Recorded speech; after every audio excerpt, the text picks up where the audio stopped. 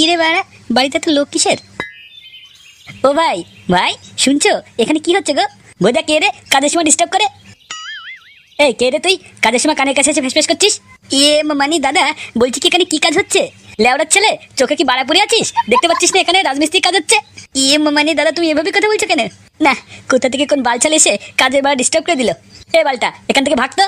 বাড়া আমার বাড়ির উঠোনে দাঁড়িয়ে আমাকে বলছিস চলে যেতে? ভাই তোমার বাড়ি মানে? বোকাচোদা, কার পারমিশন নিয়ে তুই এখানে কাজ করছিস? হ্যাঁ শুয়োরের বাচ্চা, তোর বাপের পারমিশন নিয়ে কাজ করছে।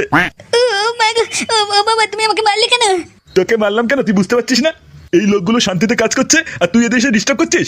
ওই শোন, আজ থেকে তুই এদের সাথে কাজ করবি। এই লেবার। দেখো লেবার বলবে